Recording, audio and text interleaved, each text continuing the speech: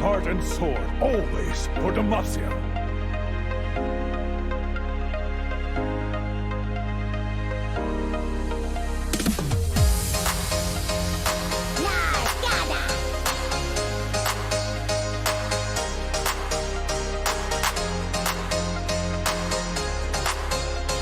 Seems you left your brave pants at home. You want me to wait while you go get them?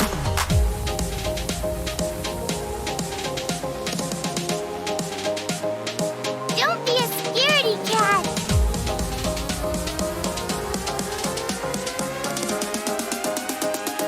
The fun begins.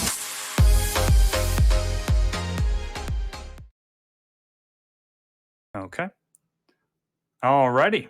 Well, how's it going, everybody? Unfortunately, there's Drew. Made it in just in time. Welcome. I am here. Good, great. Welcome to the broadcast, everybody. Today, we're in the final games of the first round of our tournament. This is our September tournament. Welcome. My name is Bonky, and I'm here with Drew. Drew, how are you doing? I'm doing pretty well. How about you? I'm doing all right. I'm excited. I'm ready for some good games. We've got a pretty great one starting off today so far. It's going to be Connecticut Chronobreaks versus North Carolina Glamour. A lot of interesting parts of each team. Obviously, if you go to the ranks and you look at the OPGGs, both teams have diamonds. This is a high-ranked game compared to some of the ones I know I've casted. So I'm super excited to see how they pit up against each other. I can't wait to see this match start. Yeah, no, absolutely. I think this game is going to be very fun to watch, and especially like to see how North Carolina performs because I haven't seen them play yet, and I think that's going to be one hell of a time to watch.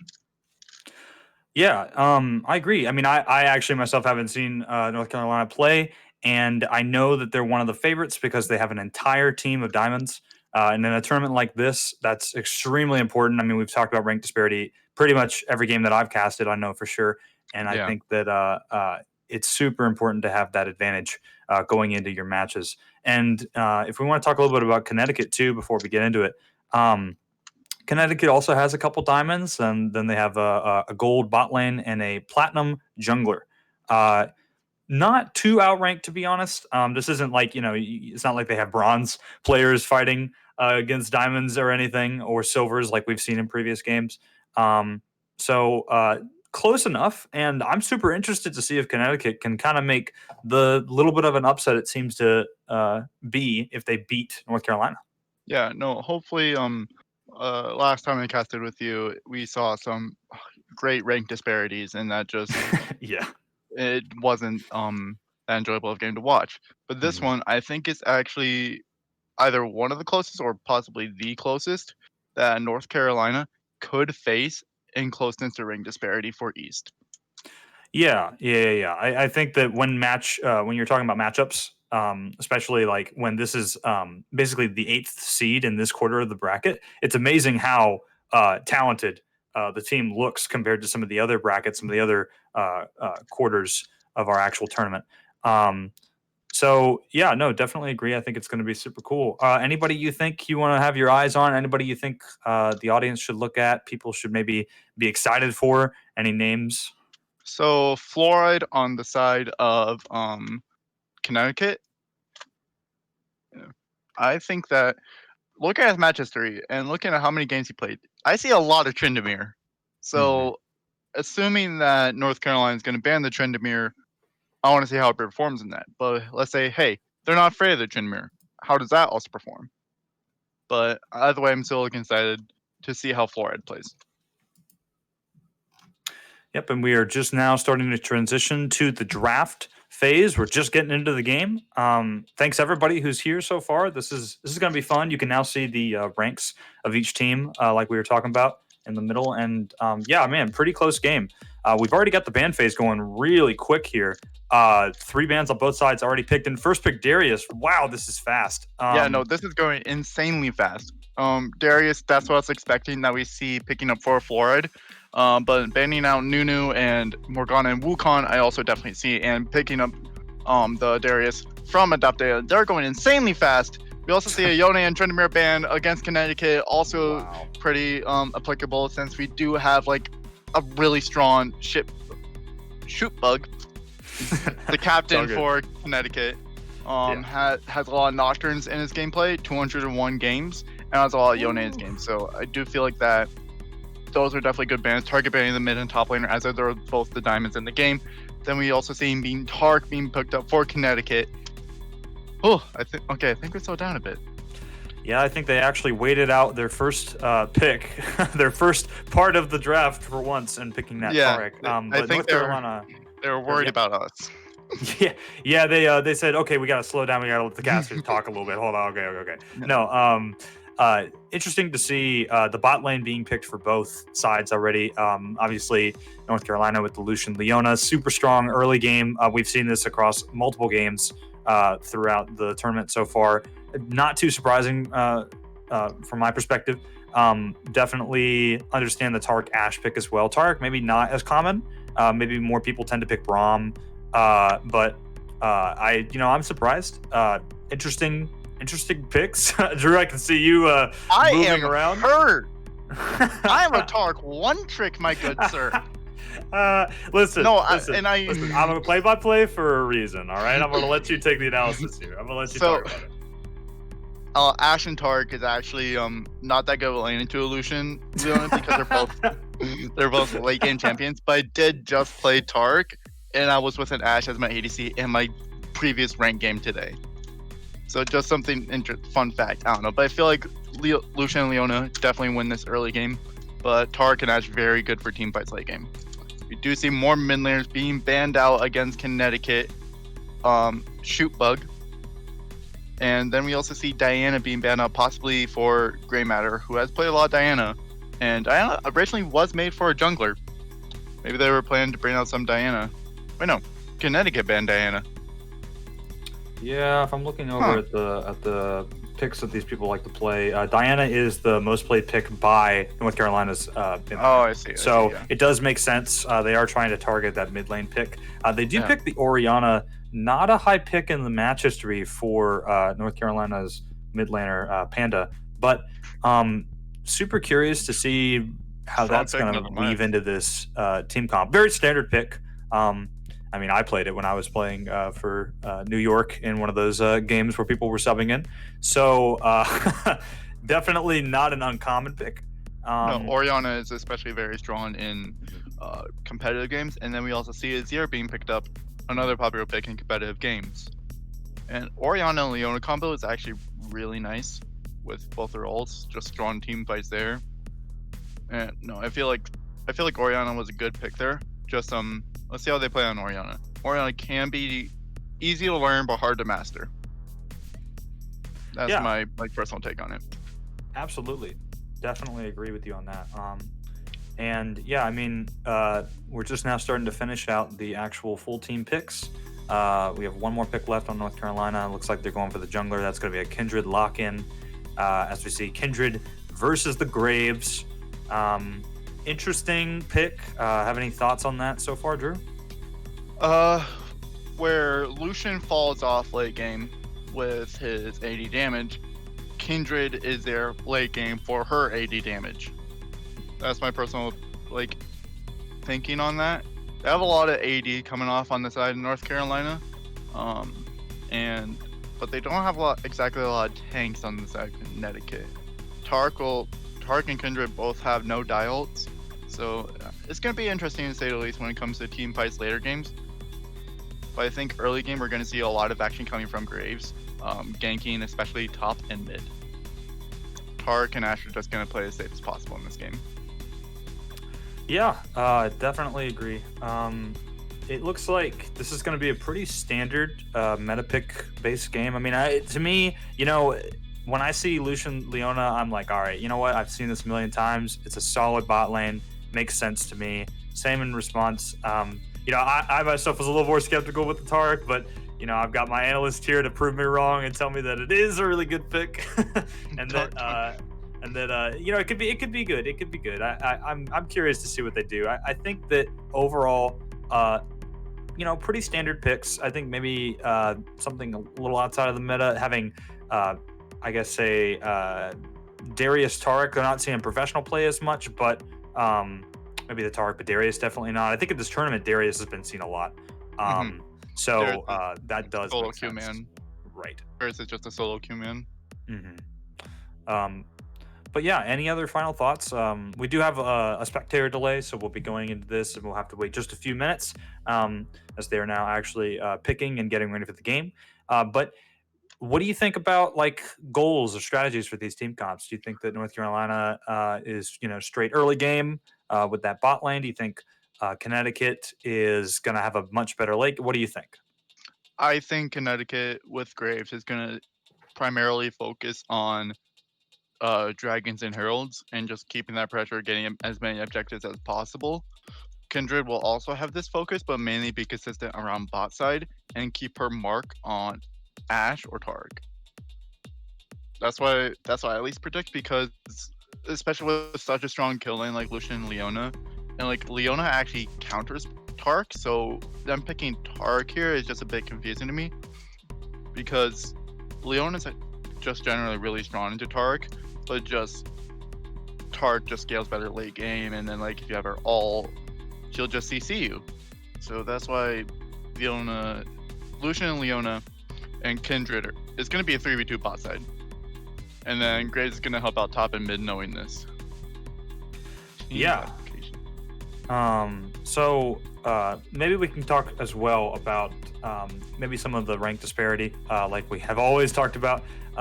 So I guess the biggest thing we want to look at if we're looking at maybe lanes that don't match up would be the bot lane, right? So obviously it's 2 diamonds versus 2 golds.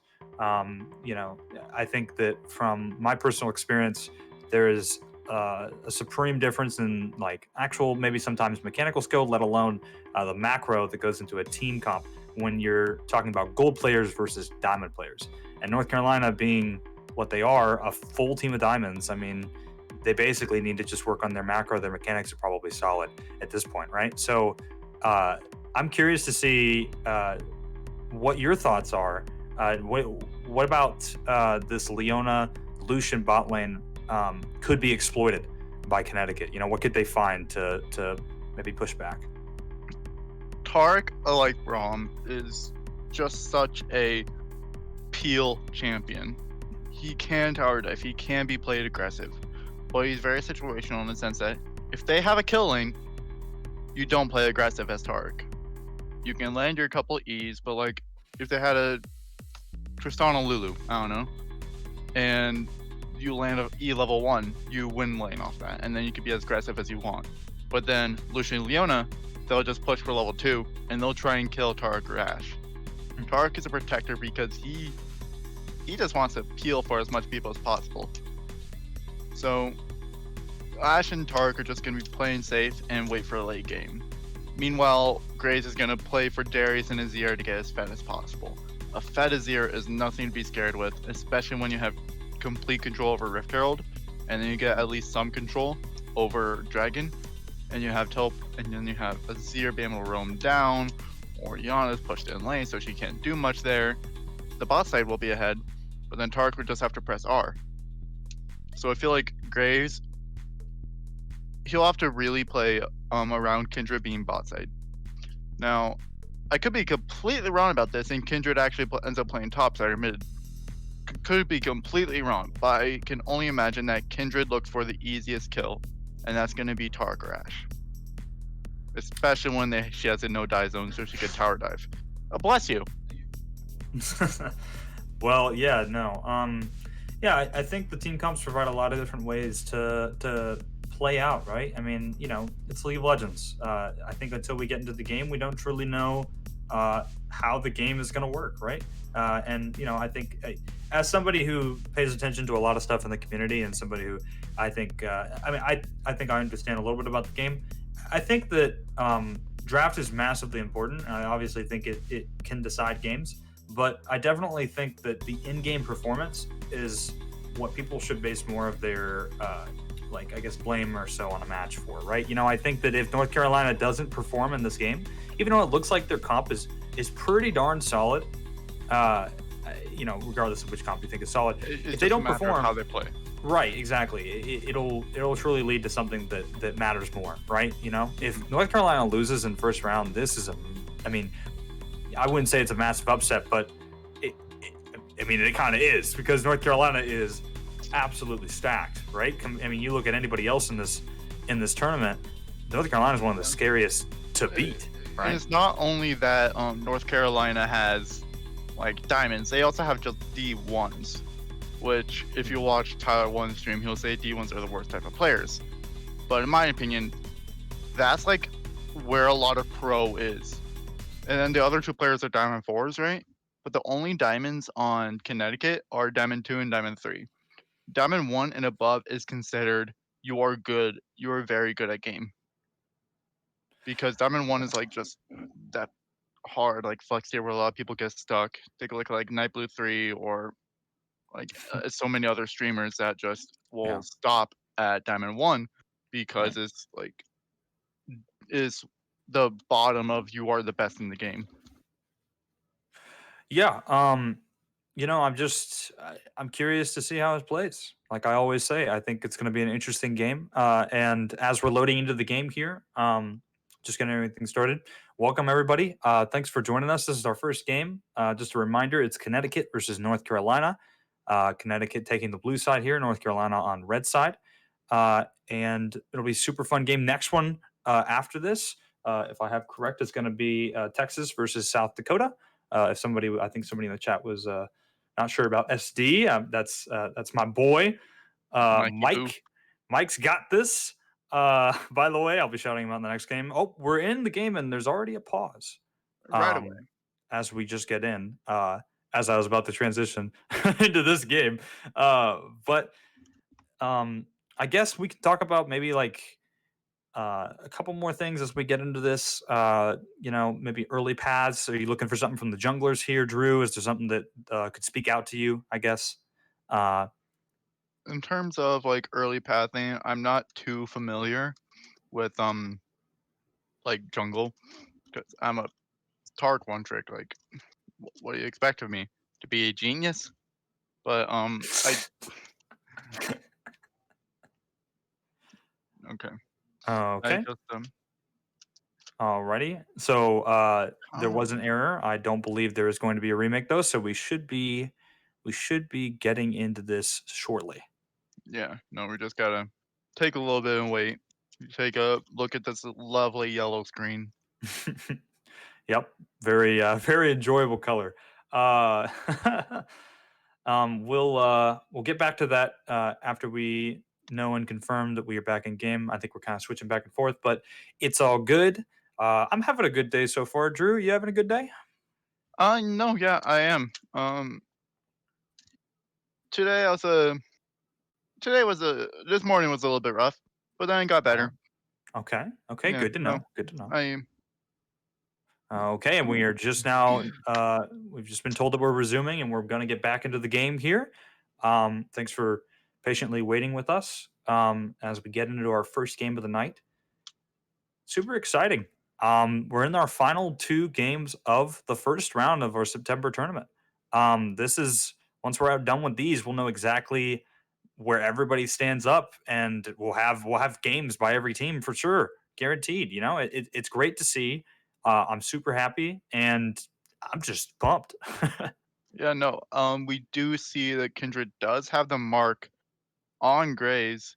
Do see a late or early. We're seeing invade coming in. Yeah, it looks like Oriana rotating up to the north side, not actually Do gonna fall collapse back. on anything. Yep. Graves did lose his ward, so they don't have any vision there. And Kindred did keep her ward in her side, and they also got Leona's ward down bot side. They do end up trading for the Oracle Lens. This is really actually really bad for Graves because now they know if they'll do Raptors and know what health he's at, know if he's able to be invaded, and Graves will have no info. Because Yeah, pretty good start wording wise here for North Carolina. Definitely, you can very see good the for I guess the experience already. You know, You they know see- that they want to get some vision. They know they want to get the advantage for their jungler Kindred. you Or do see should a I say Darius Strobe? in the top Tribush. That is He's gonna true. I wait think for that there was no Urgot. waiting. Yep. Does end up blocking the lawn right around though. Okay. Yep, and you are right. Urgot walking, pathing towards the tower, as we can see. on the mini map. Mid lane matchup here, pretty straightforward, pretty typical. Yeah, Um, we won't see nothing anything too hyper big. until some crazy plays happen and somebody pulls a switch somewhere, but that probably won't happen for just a couple minutes at Level 2. least. Level Yeah, 2. yeah. Level 2 down bot side. Interesting to see. Pretty Uh, standard item starts too, standard positioning, getting some poke out here. yeah, no, Not too crazy. Azir is just doing Azir things. And level Ooh. 2, Zenith Blade does miss on the Leona. Yeah, it looked like there was an attempt there to try and get something, but it didn't land just as they wanted exactly. Looks like No, Shoot Bug getting a little bit of trade there onto Panda, do you but see Ashe is just playing as safe as possible, like I predicted, Mhm. and she's last hitting every single minion and keeping it up pretty well. Slightly behind by 2 CS, which like is 3 now, but she still has that one extra minion. All a matter of perspective. No, but Yep. Ashe is just playing as safe as possibly she humanly can. Yep, and we actually do see a stun there. A little bit of damage traded back and forth. Classic bot lane. Not going to lead to anything just yet. So, Nice stun come off from the Tark. Do you although see we do Graves see is Urgot outside? trying to go back here. That's a Ooh, flash from flash. Darius and a counter flash. That's going to be the passive procced onto the Urgot, but not enough damage to go in for the kill. I think they wanted to convert that, but they just couldn't get it. Couldn't have the damage. Graves is too far away. And I honestly don't know why the flash was there. Because he didn't E to try and pull in. He didn't Darius didn't E, I mean, to try and pull in the Urgot, which if he was able to, it would have been so much better. But only hit a W and didn't even maybe hit the Q. I couldn't see it quite well. Yeah, unfortunate there for Connecticut, but again, not too big of a deal. They both traded flash, so it's not like either lane is in a super bad state. I definitely think it's still even. We could see maybe a counter gank here. Kindred is pathing towards the bot side. They're in a pretty safe position right now. I think Kindred might just be getting the Krugs, but Kindred or just actually converting that into more camps, I should say. we do see Kindred's mark is on Raptors. Graves is heading to the Raptors. Oh, Kindred we is might actually caught get in a the jungle. fight here in the jungle. We got Kindred and Graves fighting over the Raptors here, trying to get that mark. I'm not sure if I didn't actually see if Kindred did or not. Oh, actually, there could be a fight down here in the bot lane. It's a stun, but Leona, the damage is going to be too much. Lucian with the flash gets the autos. Leona actually takes first blood. That's a little unfortunate for North Carolina, but still they get the kill. That's some gold going over. Kindred Okay, and I just got confirmed that Kindred didn't get the mark, but here we go. There's going to be another fight as Graves is trying to fight here. Leona goes back in for the re-engage. Ooh. It's not going to be enough to get the kill onto Graves. Graves gets out scot-free, and that's a traded kill back over for Connecticut. Tark tried everything he could in that previous fight, but there was just so much damage coming off from a Lucian and a Leona with Ignite on, and your heals aren't that good when you have Ignite on you. So Tark, unfortunately, was dead there, but Graves was there to counteract that and get a kill onto a Leona. But Yeah, Graves did have to back him. probably not the most favorable trade for North Carolina because you don't want you typically don't want the Leona with the first blood, especially when the I would jungler comes disagree in to. You would disagree. Okay, all right. because of Dragon. Okay. Graves had to back there because he had like 150 HP. Uh-huh. So that was a free dragon for North Carolina. That is a fair point. I think that if you're looking in the long game, maybe I didn't see that. I think that's actually fair to say. But yeah, no, if they do get the dragon, definitely better than better than not, so to speak. Better than not. And Yeah. yeah. Kindred overall, like, didn't even gank a lane, but is already winning jungle because of Graves being just behind from the early invade, taking off the camp. Just he was set really behind also by that gank, losing the dragon and also losing a couple levels onto the Kindred. Kindred is going to be 6 fairly soon, taking the Scuttle Crab down in Botside River. Yep. So we see Graves coming in, being a nice, helpful jungler, getting out that pink ward in the side bush there in mid lane. As we see, very standard start. Everywhere else, not too much action going on just yet. No, so far mid lane, Azir is winning against his Orianna in terms of CS, and Darius is winning in terms of CS as well. But that can all change with just one gank. And with Rift Herald coming up in 40 seconds, that could also very well change the game for Graves to get further ahead. Right, definitely see that happening. I think Dragon could be a really important part of this game as we see it obviously being prioritized early for North Carolina. Acting off of that mistake uh, and trying to make sure that they can get something for it. Um, Super interested to see if that translates to anything else. Maybe we see more Dragon fights and see if it's actually truly the most contested pick or most contested objective, I should say, in this game. No, Dre, like I said earlier, Kindred is going to play for Dragons and try and find some kills bot side. Oh, Didn't go that's for the actually kills, an but we do see a engage double right run. there. And we do get a stun. Leona getting chunked really low. They're going in for more damage. That's Ashe with a bunch of arrows being shot straight at the Leona. They do get a traded kill. Graves does die to the Lucian. Linek does get something in return. But again, pressure being put on this bot lane. And pretty intense right there. Ashe with the kill. That's a pretty good win for Connecticut. No, I do also agree that so far this gives Ashe a lot. Ashe is now going to be like she's more safe in lane because she's got a kill now. She can push up the lane to get her CS back. Did unfortunately miss the Oh, cannon. we do have Ghost being activated right here. Darius. We got Fluoride trying to go in for some damage here. Strova being taken a little bit lower, but Fluoride has to back out, uses the flash. Meanwhile, we come in Shootbug, tries to get an ultimate. The Shurima Shuffle not connecting. Kindred ult trying to be as much helpful as it could. Kindred actually makes it out. Strova back in the back line, but Urgot doing so much damage. The Orianna Shockwave gets that kill, and they look like it's pick up another right there. Grey Matter also going down. That's a double kill for Adopted Allen on the side of North Carolina. That's the problem with having an Azir early game. He doesn't do enough damage early. So with Orianna and Kindred and Urgot all being able to do a lot of early game damage, and also Kindred just preventing from dying, that is so huge for the side of North Carolina. Yeah, it's really unfortunate to see that shuffle miss.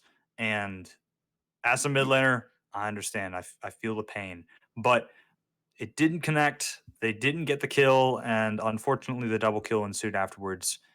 North Carolina taking some good trades here. It looks like they're starting to get a slight gold lead, up about 2K here. Not too much, but at 10 minutes, 2K is decent for sure. It's a definite lead. I'm curious to see just how bad Graves' start continues to go, because it looks like already being 0-2 or 1-2 and then not getting that first Drake. I'm curious to see if he can pull it back and if Grey Matter can try and get some objectives for their team. No, Grey Matter, like he hasn't been focusing on detectives. Reptile's been up for about 2 minutes now. Dragon is also alive in about 10 seconds, and Kindred's just playing bot side to try and capitalize on all dragons as possible. Graves' bot, there do see a collapse coming in river, but Graves just has to focus more attention on Herald. Oh, we do see a little bit of a skirmish here. 4 members of Connecticut trying to focus on this dragon. There's going to be a fight here as the plant gets hit. They're going in for the damage. They have to flash away. Grey Matter trying to get into the back line, and the Taric ult's being procced, but it doesn't actually come in time. This is a massive catastrophe for the side of Connecticut. North Carolina dominating this fight, and they get the dragon. That's massive, and it looks like a massive win for North Carolina right now. Ooh. 100%. And part of the downsides of being a Taric player is whenever someone dies, they spam your ult, when not realizing it takes 2.5 seconds for it to come alive.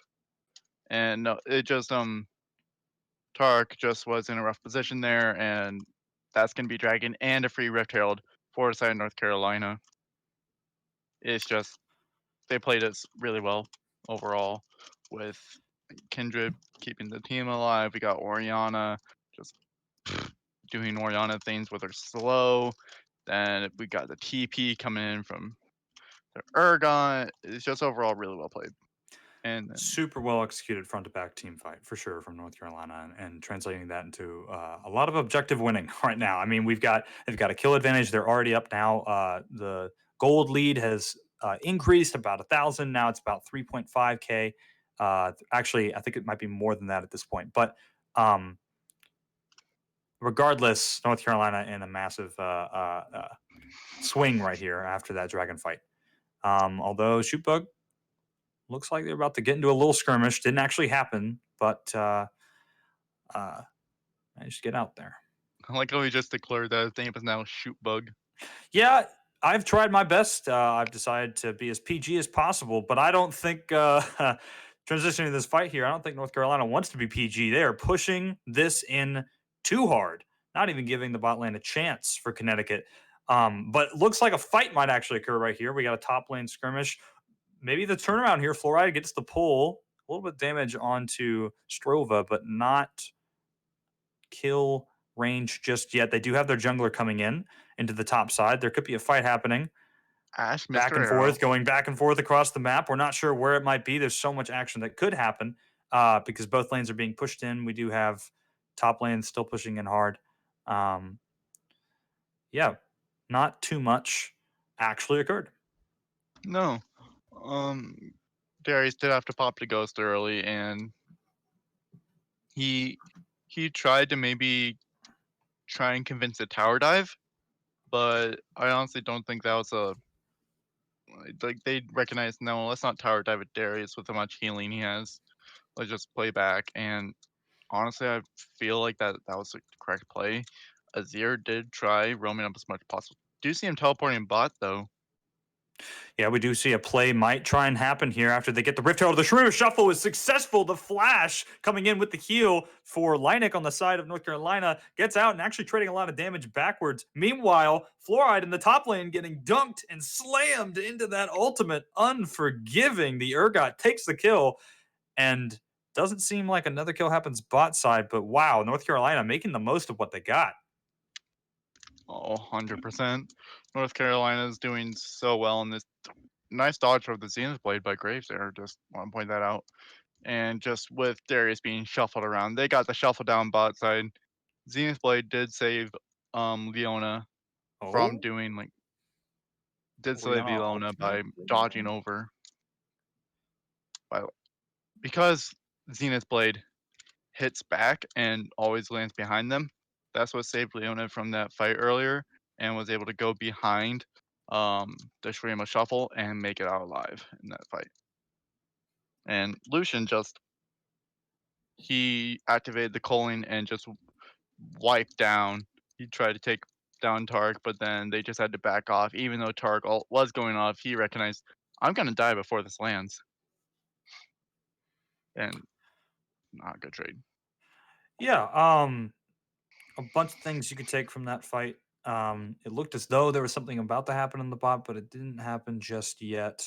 As we see Leona coming in, getting that pink ward.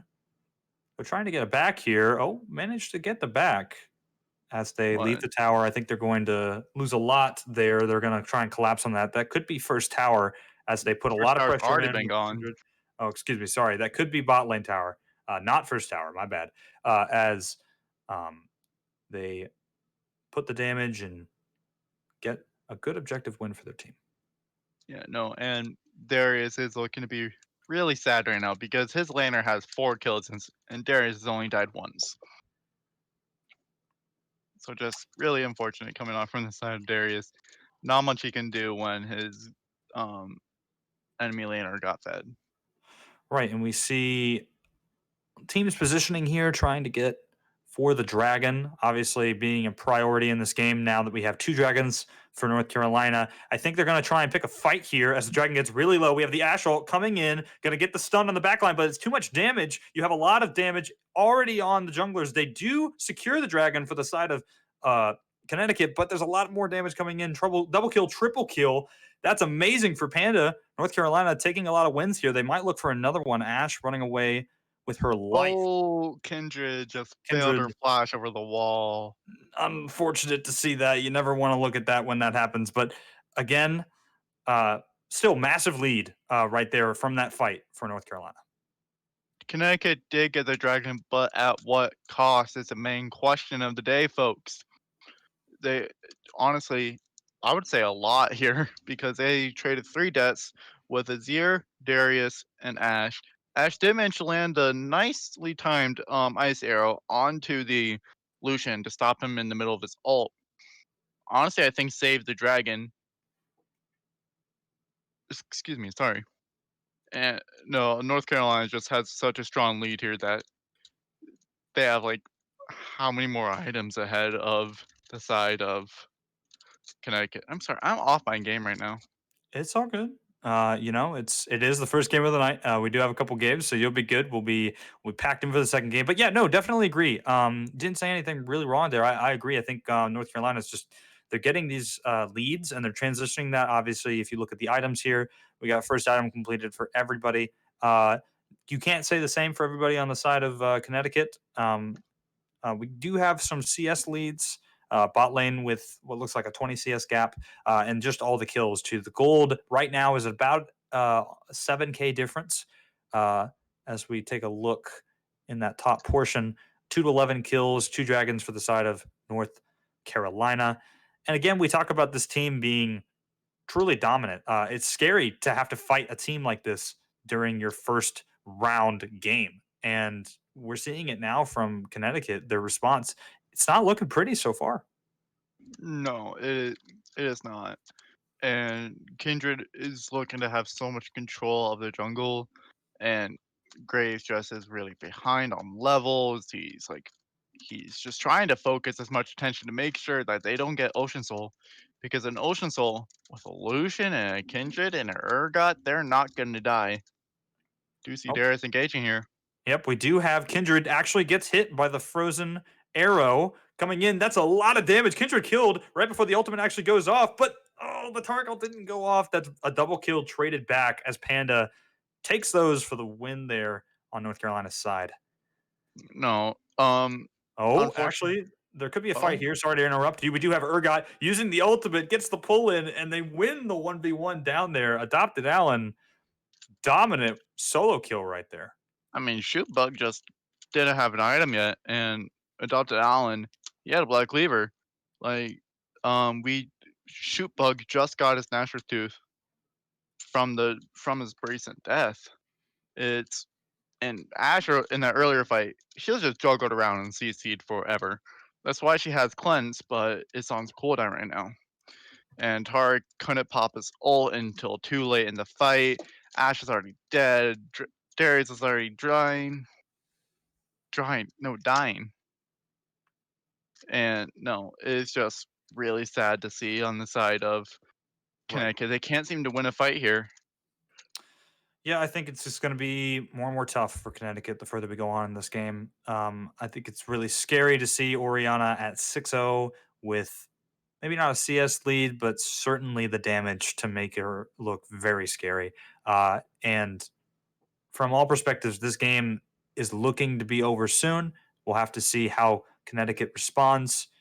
There could be some faith, like in previous games. There is a possibility, but Fluoride here getting caught out, trying to prove a point to me that there can't be faith any longer, as the Asher Connect's not going to do anything to save Fluoride from the death given from Allen. Adopted Alien, he just pulled in. He just hit that nice ultimate and just pulled in Fluoride to the death zone. Flash from the Orianna ultimate. Orianna actually still gets the kill, but amazing skirmish there. Tried to get a little bit more, but couldn't. Meanwhile, mid lane, Shootbug doing some damage. Fights happening all over the map. And excuse me, Adopted Alien being the name. I kept saying Allen. That is my bad completely. Transitioning into this fight, not enough. Shootbug getting killed again right here in bot side jungle. this is fine popping out from the Lucian because it is not fine for the side of Connecticut. With 6 times the kills, a 10k gold lead, 3 times the dragons, and 4 more towers. It is not looking good. It is not looking good for the side of Connecticut Unfortunately, whatsoever. it's not. Yep. We Dudes. will have to keep following and see where they go here. I'm wondering if they're going to transition this into maybe a Baron or some bigger objective. They did just get the Dragon. Adopted Alien pushing this lead in, walking straight under tower to get that damage. Not afraid at all of what that Taric could do, of course, as Ashe now connects with the Taric bot lane, No. making the position a little bit Yeah. more secure. No, like North Carolina is they're just prepping for this Baron, make sure that I could treat vision control around it, making sure that everything is set to take this Baron. Urgot is bot side, but he does have the TP and he is keeping people down there. And they'd go ahead and start Baron, knowing that Targ and Ashe are both out of the fight. Right, as we see maybe a little bit of traded damage here, going back and forth between the Lucian as they start this Baron. I don't know if the Darius Fluoride here is going to actually do anything. Positioning, we could get a Shurima Shuffle, Shoot Bug right on the outside. The Baron is getting pretty low. It's at about 1,500 health. They're looking for the Smite. They do get it. No contest here. They basically just have to back off. Although they actually could be going in for a kill here. They're going to look for a pickup on Fluoride. Caught a little bit out as the Urgot moves in with the boost from the Orianna. The ultimate procced. Lucian's damage. The Urgot ult could come in. Oh, uses the blast cone to make sure you can't get out of this one, Fluoride. That's another kill for North Carolina after a great Baron take right there. Absolutely. They were able to pick up the kill on the Darius. Really unfortunate about the blast cone, but now they're just going to push 5 top, and Ashe and Targ have just been playing defense all game. I mean, they can't play offense in this. Lead is up over 12k, and they got Baron, they got Dragon Control, they got so much on the side of North Carolina. There's nothing really. If I was in this game, I would be spamming FF. I'm sorry. Well, let's not get too far ahead of ourselves. We gotta, as Kaz, we gotta be a little bit slightly positive here. It is doom and gloom looking for Connecticut, but as always, there's a possibility for a comeback. We'll see if it happens. It's super unlikely from my perspective, but anything can happen in league. This is scuffed league, all right. Games can be just as scuffed as you can imagine. All right, we'll see how that plays out here. If we keep going on. I was just imagining it as that scene in Infinity War where Doctor Strange is taking a look through all the futures, trying to see which one that they have a chance of winning in. And it's that one out of 40 million or whatever it is. 14,605,000. Right. Do we see a fight against Urgot here? Yep, we do see the Torgal actually coming in to be huge, and they do get the shutdown. Big Adopted shutdown Alien, for us here. Big shutdown not for us the here. best play. Surprising to see a mistake like that coming from Adopted Alien, considering the game that we've You had know so what? far. We got that 1 in 14,605,000 chance. We're There doing is it. a possibility here as Grey Matter getting a little bit of damage into Leona as Ashe is trying to run away, but the Lucian ultimate is so much damage, just walking straight out of the tower. You're going to get punished for that as the Ashe arrow connects. Not enough damage, though. No one's died just yet. Panda getting a lot of damage, though, with the double kill. Talk about killing. I was completely wrong. People are now dying left and right. We got a double kill here for Orianna. They could transition this to more. The tower looks like it's about to get obliterated. Pushing this victory in. Damage. North Carolina looked a little scary at first, but nope. It looks like they're going to keep this one rolling in the side of their win. Urgot just, you know what? I have Death Stance. I have Block Cleaver. I have Tabbies. I win. But he was wrong. He does not win this. And they do take down 2 towers. Just keep pushing in that lead and just starving out everything from the side of Connecticut. It is quite the advantage they have right now. And like we said, it's that 1 in 14 million chance that they could come back. Absolutely. Azir is just Azir got 1,000 gold shutdown. That's really big for him. Is going to be getting a Ludus, I imagine, next. But if he can scale hard enough, he can do a lot of damage. But will it be enough is the main question. Leonel Solar Flare is down. Yep, we for do the have a lot Dragon of damage going in for the Dragon as it gets stolen by blue team. The soul not going to come through. Graves getting killed immediately, but that's a great objective Flash take right that Matt there. 37. Good job, my man.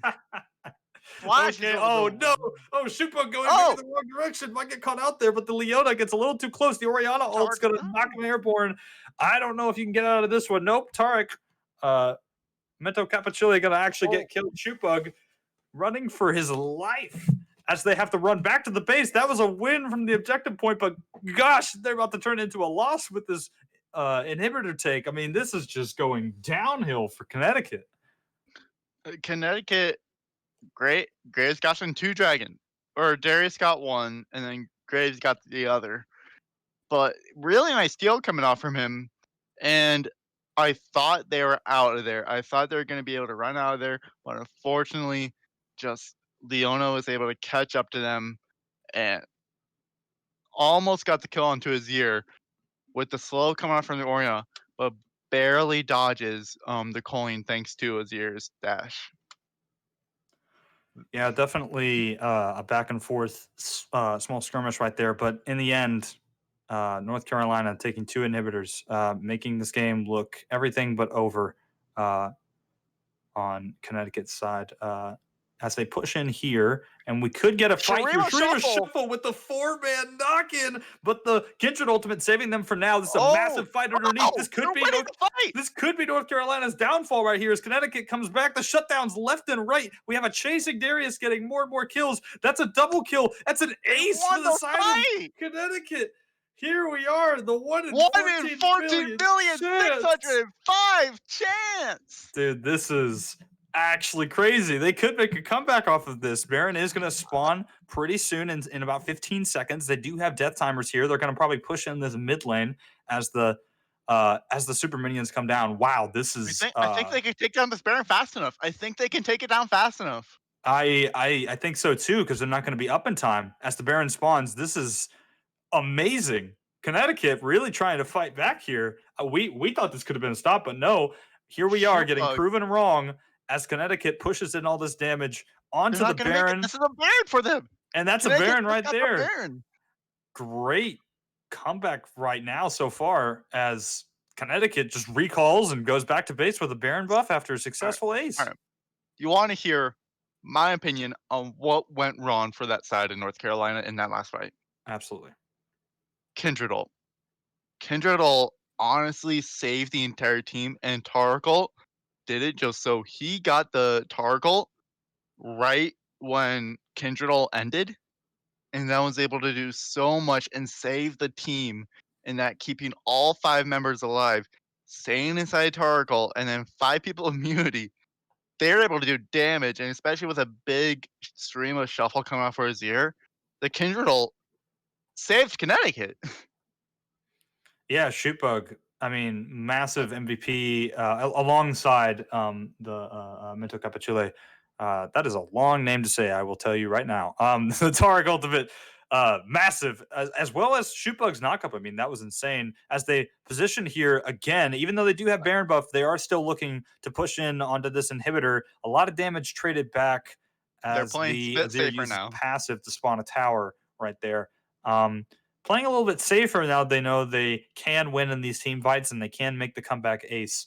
But wow, still inhibitor tower gone. We still have 2 inhibitors down. North Carolina is in a massive lead right here with about a 10k gold lead. They are on soul point. It was bigger. They could get even bigger if this happens. And we have to just wait and see if Connecticut can make another comeback, get another ace, transition this into something crazy.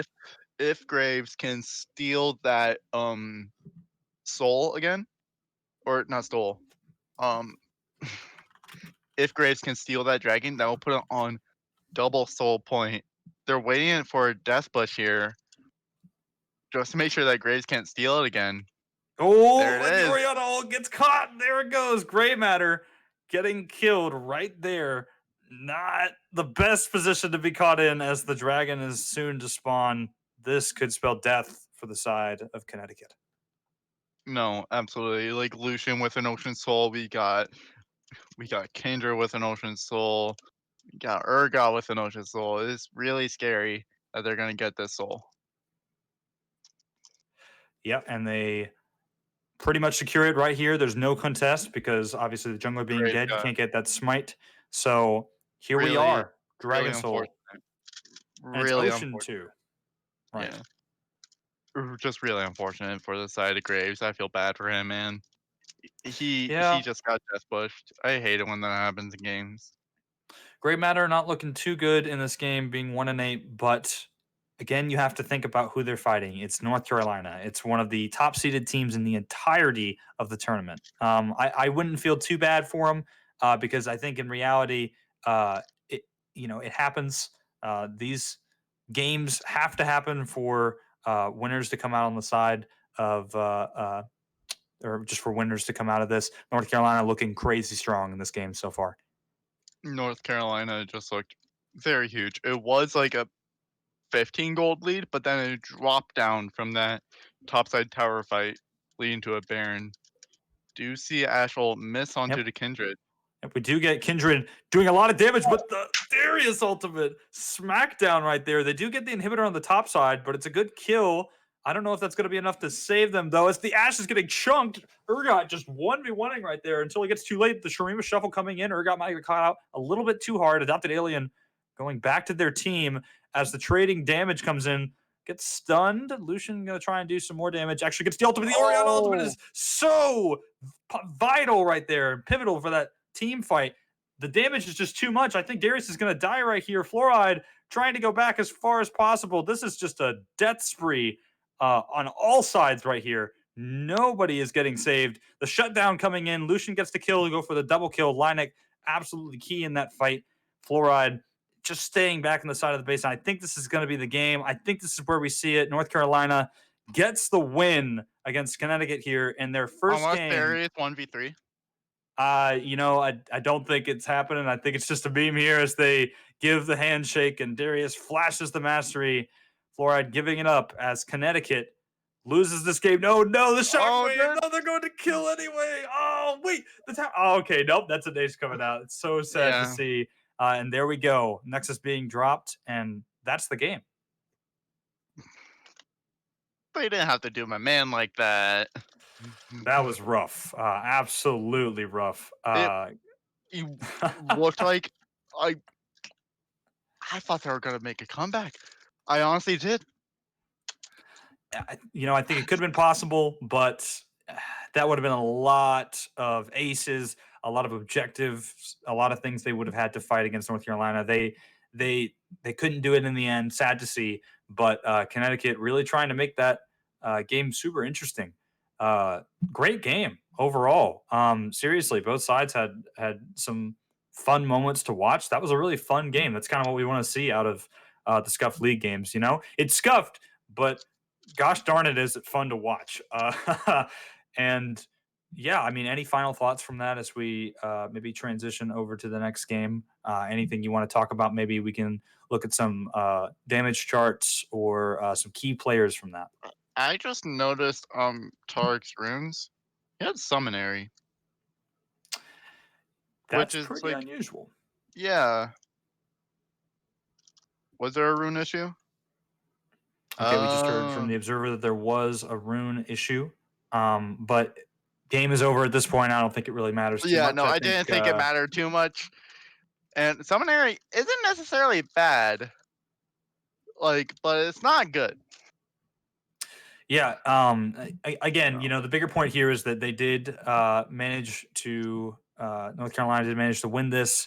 A massive amount of damage from the Orianna. I absolutely think Panda did an amazing job that game. Key players standing out to me for sure. Shootbug, trying to fight back here. A lot of damage from him as well. As we see these damage charts here. Overall, great game. It was one of those pretty one-sided stomps, but that comeback moment where they did take the Baron after an ace was That was amazing to so watch. hype. I loved that. They That's exactly what we want to see in they this. couldn't So capitalize off the Baron, and that's just really sad. They tried their best, but they couldn't capitalize off it. And yeah. no, I do. Azir, he tried his best, man, and he was going hard. That 4-man Shurima shuffle coming in from that top side, that was leading to an ace. It was just really well done. Shoot bug, great job in this game. Oriana also just did Oriana things and did a lot of damage in game. Why can't I do this when I play Oriana? Why is my damage charts always like 1,000, 10,000 gold lower? Doesn't make sense. Yep, and those are the questions we have to leave off on as we start to transition to the next match here. I don't believe we have a break. I think we're probably going to get into this really soon. As we have our next match, it's going to be the Texas Curse versus South Dakota Salvation. These are two pretty interesting teams. Having looked at their OPGGs, not as stacked on one roster. You know, we're not looking at like a North Carolina versus Connecticut here. We do have our boy Mikey, Mikey on the side of South Dakota, repping the casters here. Mikey is a caster that's been on. I'm sure if you guys have watched the broadcast, you've seen Mikey before. Actually, a diamond jungler here starting for South Dakota, their strongest by rank player. Looks pretty cool. I'm super excited to see this. Personally rooting for Mikey here. But hey, Texas could demolish this. I mean, Texas actually does have a really nice roster if we want to talk about that. Anything you see so far, Drew? yeah, no, just taking a look at the roster. I'm trying to see here because in possibly the most important role of the game, we see the lowest rank on the side of Texas, which the rest of the team platinums, and then we have a diamond 4, but then we have Toasty Boy 02 at silver 2. So he does play a lot of Olaf, and he does perform pretty well in a lot of these games. He might be a Smurf. Not entirely sure. Yeah, I think sometimes accounts can be a little misleading, but definitely some pretty good ranks on the side of Texas because, I mean, regardless, they have 3 platinums and a diamond. We don't know if the silver is smurfing, but even if it's He not, isn't. and it That's still is, like it's still great. And it's, I mean, compared to, like we talked about earlier, compared to most teams that may have a majority silver or a majority, bronze slash, gold. I think it's great to see platinums and diamonds. This is going to be a pretty nice game overall. Do have some rank disparity, obviously. If Toasty Boy is silver, that's silver versus Mikey, who is diamond, and we've got also the bot lane 2 plats versus 2 silvers. Texas having the platinums and South Dakota having the silvers. Yeah, just a lot to talk about. I think there's like more we could go into too. As we transition to getting ready for the draft. I think if we think about maybe how last game relates to the rest of how the league has gone, we can think about what we might see in draft pick here. We can start to look at some of these OPGGs. I see that for the side of Texas, their top laner plays a lot of Sept, a lot of Silas, a lot of Riven. We could see obviously the Olaf from Toasty Boy, 227 games played in ranked. That's a lot of games.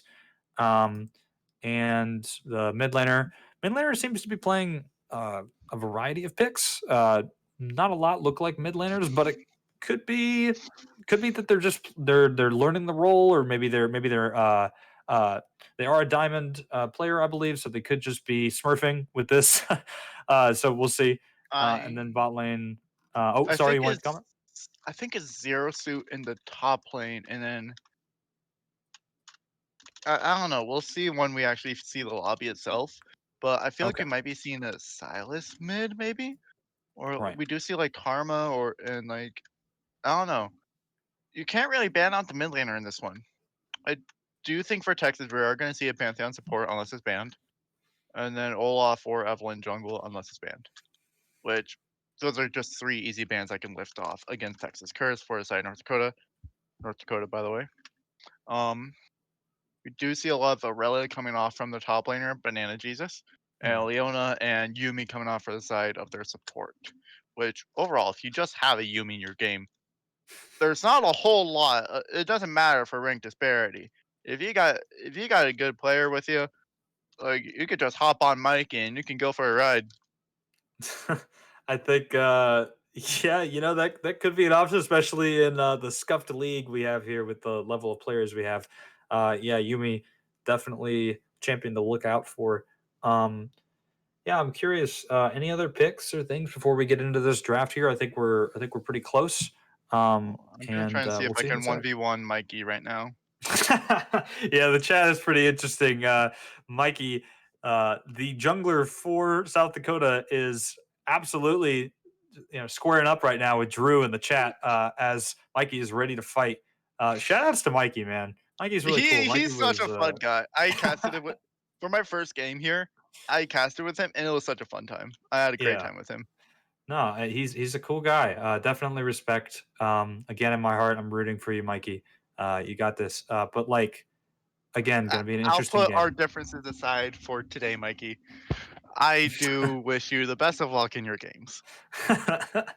As Drew says reluctantly, looking at the camera with a little bit of smite there. So anyway, I think we are going to be getting into this draft soon. And if you guys are joining us now and haven't been with us previously during this broadcast, welcome to the Scuffed League tournament here. We have a September tournament going on. This is the second game of the day. We'll be getting into draft really soon. Obviously, as you see on your screen, it's going to be South Dakota Salvation versus Texas Curse. I believe Texas has the blue side here and South Dakota has red side. So it's going to be super interesting. My name is Bonky. I'm with Drew. And thanks for joining us. This is going to be fun. Yeah, no. I think this is actually going to be a really fun game to watch. We're going to probably bully Mikey a little bit. It's just slightly. He might get slightly bullied. But no, otherwise we do see a lot of like champions. So we see a lot of Aurelia coming off from Banana Jesus, Leona and Yumi coming off from Grim Arcanid, TCG Hopeless. We have a lot of Twisted Fate and LeBlanc, Ezreal coming off from One Ost. Mikey Poo, we don't see I don't see any junglers on his OP.GG. Mm-hmm. I see Fiddlesticks, which I know he's talked about Fiddlesticks when I was with him, but otherwise I don't know. Yeah, and I did just get an important note from staff that the top laner for the side of Texas, I believe, is a sub. Yep. Yep, and the top laner is actually Silver 2. Top laner is interesting account information. I'm looking at the OPGG here. The Lamp Giver is Bronze and Flex, Silver 2, and Solo, and has a lot of games played on ADCs. So does have 51 games played on Fiora, so that could be a top lane pick here. Got some Malawi games, Poppy games. Could be seeing maybe a mixture of any of those picks. Interesting to see that it's a sub as we actually transition here into the draft. We did talk a little bit about a couple picks. Anything you want to see in bans right here, real quickly? Not a Gragas. That's wasn't what I was expecting at all. Okay. I'll definitely. Here's what I was expecting: Olaf ban against Texas. I was expecting Pantheon ban against Texas. I was expecting Caitlyn ban against Texas. Right now, moving to the side of South Dakota, what Cho'Gath? Interesting bans. I was expecting Twisted Fate ban, Aurelia ban, Leona ban. Those are first season bans against South Dakota, but I don't know what they're trying to pick up here. Do ban a Malphite, which the only one that has any sort of, I don't know, this is looking weird. I do see the Pantheon ban. Okay, there's one thing that's normal. Well, no, South Dakota's bans are looking normal to me. Darius is kind of like, I don't see a lot of Darius in this game. Maybe against the other guy, we didn't see a lot of Darius either. I don't know, this game is weird to me. I agree. We haven't gotten a pick just yet, but I think we're about to as the timer comes down for Texas to pick their first pick. And it's going to be Caitlyn. Classic blue side Caitlyn, as we talked about previously in this tournament. And Lock then in a response, Ezreal with the Bard. Okay, Bard, pretty interesting pick. Bard, Bard is great. Grim Arcanid actually does have a 62% win rate on Bard with 58 games. So okay. That is something I was looking forward to. I was thinking like maybe it would be seen.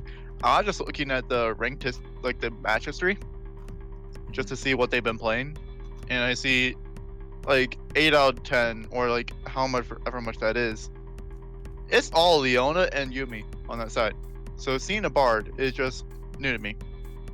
And then we do see Rakan being picked up for Texas, which again, such a fun champion. I love having so much fun with him. And Bard, we see a lot of fun games. We see fun supports down here. But I actually don't. How much have you played? Let's see.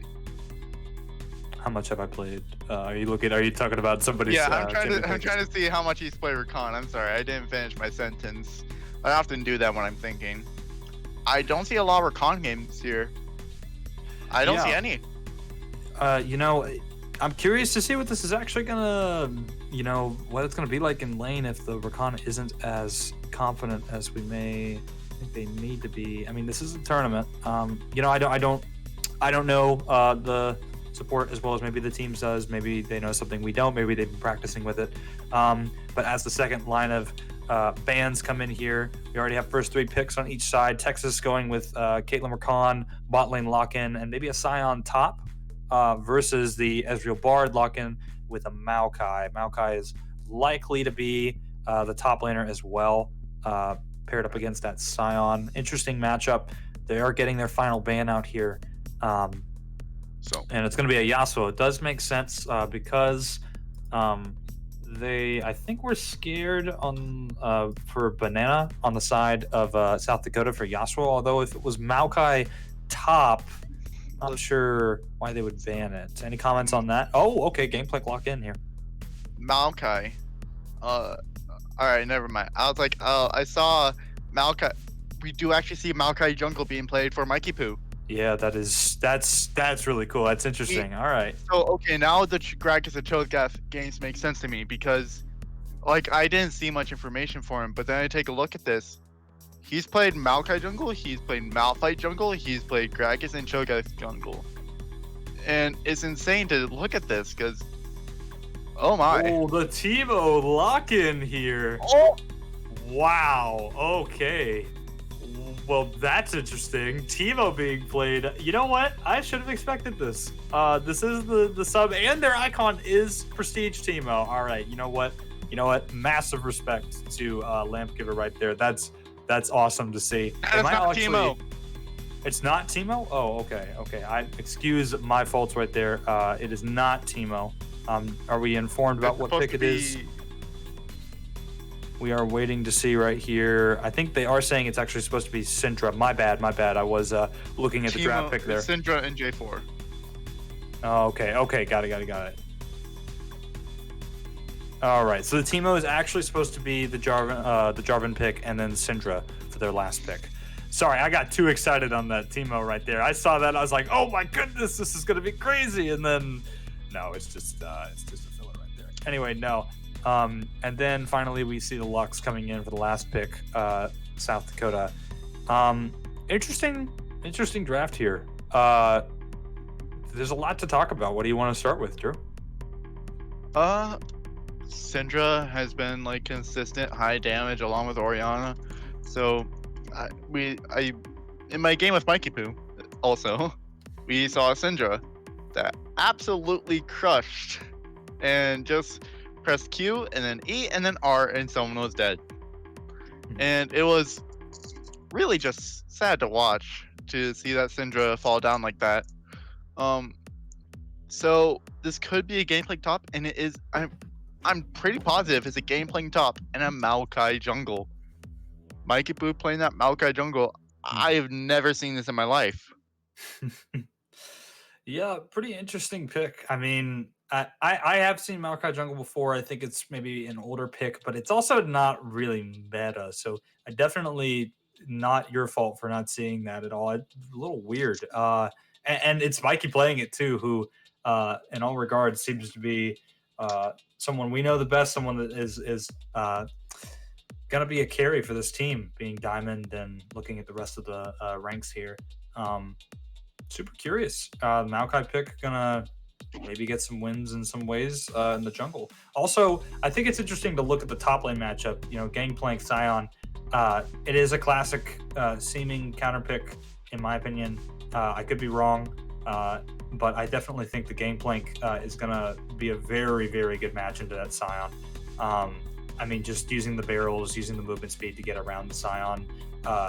Definitely a good pick for South Dakota. And this game could be one dedicated, I shouldn't say dedicated, judged most off of champion picks and meta, right? Because I think the lower rank we get, the more it is about the champion picks and less about the overall team strategy, right? Now, this game isn't low rank, so to speak, in any way. But compared to the last game, I think South Dakota may just be relying on some strengths here in lane. What do you think? I could be wrong, but definitely curious for your opinion, Drew. Well, I'm just wondering, my Kaput locked in Bard. Yeah, we are actually, we do, as the casters see the actual pick going on here. They did lock in Bard. That was a pick on the side of South Dakota. Yeah, maybe he thought that they're supposed to trade in the game, or maybe we do see Bard jungle and Maokai support. Maybe we're wrong. Maybe it is Bard jungle. That could be interesting. Let's wait until we finish this right here. The people who are watching can't see just yet, but no. Sorry, I'm just concerned. Yeah, and it is Caitlyn locked in on the top side, but Sion could switch right there. So we'll wait just a second. We're almost done with the picks here as they are getting ready to jump into the game, and we will start our broadcaster delay here, spectator delay. Super curious. This is an interesting game. We have some interesting picks. I was hoping myself for the Teemo pick to actually come to fruition, but nevertheless, exciting. As always, this is it's Scuffed League. Anything can happen. I think we can see a lot of different results coming out, and the rank isn't too different from both sides. Anything can happen. I would say it's consistently around plat 4 for the side of well, actually, I would say it's more gold 2 for the side of Texas Curse, and then we take a look over at South Dakota, and we see it's about a silver 1 game, which gold is just shiny silver. Gold 4 is shiny silver 1. That is how many of my friends have described it. So consider me shiny silver 1. Well, there we go. There you have it from Drew himself. As the swaps do come in, it is Maokai jungle and it is Sion top. So yes, the draft does seem to be where we put the picks, and we are now loading in spectator delay. Something I do want to talk about too that I didn't talk about from the last match. I didn't make a note of it, but just to be clear, now that we know who won the last game, North Carolina is moving on, and they will be fighting. I just want to make sure I clarify this. North Carolina is actually going on to fight New Jersey in the next game. I didn't talk about that before, but that's going to be an exciting match coming in round 2. And whoever wins this game is fighting, I believe, Iowa, who is one of the tournament favorites as well. They're like second or third. Exactly. Game. So and then whoever wins that, I imagine. So assuming we're just going by rank, right? It would then be North Carolina versus Iowa and 2 more rounds ahead, if I'm thinking of it correctly. Yeah. So whoever fights this has to face Iowa. Honestly, do the losers win? We'll have to see. Iowa's looking really strong. Scary team to have to go up against, considering how massive their wins were both in scrims and just what, like, their team itself. Like, come on. I mean, they're diamonds, and I believe the Grandmaster, right? This is going to be super tricky for whichever team comes out on top after this game. But no, back to the game. Anything else you want to talk about picks? Maybe again we can Yeah, transition. I Maybe want early game team, late game team. I want to take a look at the side of South Dakota and how much roam potential they have. Gameplay doesn't even have to leave lane. He can just press R on mid lane, or let's say there's a fight on Dragon, and Gameplay can still see S, so I don't have to teleport in. Bard can easily just roam around, and as one of the safest champions in the game, can just play back while Bard helps out literally every other lane. Syndra does have a shorter auto attack range and can run out of mana pretty quick. So for Bard, just be able to go say hi to Syndra, cue her against that wall, and Lux just laying her full combo on her. Bard, easy kill there. He then roams up top. He can get Herald. He can do so much. Bard, Gameplank, Lux with their lawn ult. Malka, I don't know what he does in jungle. But no, I like the Bard and Gameplank picks, and I like the Ezreal picks a lot. I like Lux. And then on the side of Texas, Syndra's just gonna do so much damage late game. Caitlyn's such a headshot champion. I'm Okay. interested to see how this person plays Rakan. Haven't seen any Rakan as match history. And Sion's fun fact, building full lethality can actually be better in some scenarios than building full tank, because he can still get 4,000 HP with just his passive. Yeah. Overall, a lot of things we're looking at getting into this game, and this is going to be the second game and the last game of the night. And we are now done with spectator delay, excuse me, and we are starting to load into the game. Thanks everybody for joining us. This is going to be fun. The last game was super fun to cast. I enjoyed it a lot. This game could be just as fun, and it could be even more fun. We'll have to see what happens. And now we are getting in, and the game is starting. Again, this is going to be Texas versus South Dakota. And shout outs one more time to my boy Mikey. Playing for the jungle, playing that Maokai jungle, super spicy pick as we are starting to load in. A little bit interesting. Matt might have a little bit of a... Oh, okay, never mind. I think we're good. A little bit of a shade delay, but I think we're getting in as the players do load in, and we are now starting with no technical difficulties. We're good.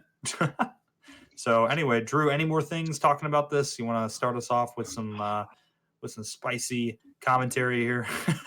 I think that Syndra sacrificed a lot of damage by going phase rush instead of yeah. We can definitely talk about the summer spells and the masters here. Although they are looking, before we do talk about that, they are looking to raid into the jungle here. That's a 5-stack. I think Gangplank gets a little bit too close, has to flash away already. That's a good enough pick, as it seems to be for Texas as they back off here. No, like that was yeah, he did not have vision until that last second. Unfortunately, Rakan didn't have any vision either, and then they just had to Gameplay get to flash out. Honestly, fairly worth. Kalen is looking a bit chunked out, and they did get some vision over in the side of oh my god, I'm blanking. On the side of South Dakota, got some vision all around the map. Did sacrifice, it looks like 4 wards. Yep. Wow. That is 4 wards gone. Warding here. Yeah, and that is going to be a long time before they could get those wards back.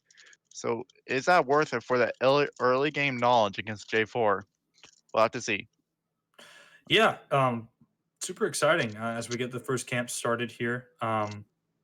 Curious to see how this transitions. I'm not sure actually who got that blue buff over on the side of South Dakota. It was Maokai. Okay, thank God it was Maokai. I wasn't sure if it accidentally got hit by the Bard.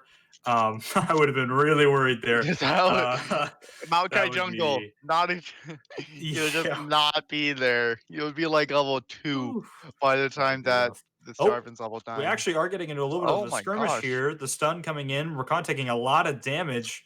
Jared XXV having to back off a little bit there. A lot of damage being thrown out on both sides. Lamp Giver has taken a lot of Scion, but is keeping on poking as we transition to mid lane here. Just very standard Actually, could be a lot more damage in the top side as a fight ensues. I Oh, think there could be a level 2 kill here. Not enough. Lampgiver doesn't die just yet. Banana on the offensive though. Looking for that kill. people in chat were saying that Banana doesn't know how to play Gameplank, and I think they're lying. Or some dirty liars. I think it's a little early to talk about someone's knowledge of a champion, regardless of what side you're on. We No, just started the game. even then, there's so many things that Gameplank did that beginners wouldn't even think of, and people like typically, oh, I need to start barrels, but not realizing that a majority of your early damage comes from your Q, and got like 4 grasp procs in the span of 2 minutes, and that was just really well done for the side of Banana Jesus. He did really well doing that, and earlier with PTA coming up from the Ezreal, in that first fight, PTA is very good for early Ezreal, but later Ezreal, Conqueror is just so much better because PTA you have to focus your damage on one target. Oh, and it looks like a lot of damage is going to be given to the mid laner for the side of South Dakota. Sorry, stumbling a little bit here as Mikey Poo comes in. It's a lot of damage traded back. The root comes in. TCG actually gets first blood there. The for South Maokai Dakota. jungle. Maokai jungle coming in clutch with the flash there. It has to proc the cleanse. Syndra really low. The health not going to be enough to take down. Mikey Poo takes another tower shot. Wow, I was stuttering a little bit there, but that was super exciting from the side of South Dakota. Mikey. Okay, I believe in Maokai. I believe in him. All right, that's all I needed to see, and now I believe in the pick. That's all we got. Yep. Nope. No. I don't need to say anything else. Okay. Well, no. That's up to you, man. Overall, so that was really good counter game coming on from the side of Mikey Poo. Just Syndra was left with no mana after trying to kill Lux. They have to park the barrier, and no, them trading J4's death for that was like, that's really, really big coming off for the side of South Dakota. yeah, and as we actually might see a fight here, I was about to comment on mid lane. Never mind, he gets the knock up. Rakan gets the plant there, not actually allowing Mikey Poo to get out as Mikey Poo goes down. That's another kill actually in this game. Excuse me, the first kill for Texas. Pretty good actually activating off that, and they are going to be able to get the dragon off this. Yeah, no, that's really nicely done for the side of Rakan was able to just take down that blast cone, making sure that Mikey Poo couldn't get away, and send just done over the wall with Caitlyn damage. Come off the. Oh my gosh. Headshot and Q. I got my monster. Don't worry. It's okay. As the yawn comes in from Drew, we do see some damage being traded there in the mid lane. Good here. Where is game audio? Ourselves. There's no game sounds apparently. Yes. Unfortunately, as we just got news from our observer, game audio is a little bit busted today. Sorry, everybody looking for that in chat. We do see a pick here. Ooh, a little bit too much damage. Hopeless gets the kill onto Zero Suit. Just unfortunate to see that. That's the second kill already for mid lane. Earlier, I think they would have gotten a kill on Deluxe if they had electrocute. Just saying.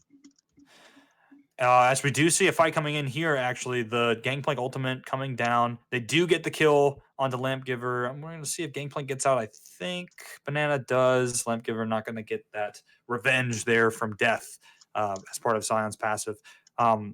Tricky to see that engage top and not good for Texas. No, Maokai jungle, like, I know Maokai is pretty strong in the top lane alone, but he's also a level ahead and has gained more than the Jarvan.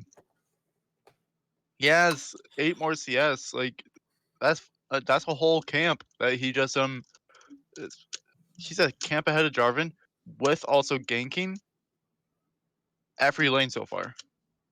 He has died down bot Oh, we But do he see an still did. engage here. Jarvan going in. Toasty Boy going to try and get some damage on the Banana.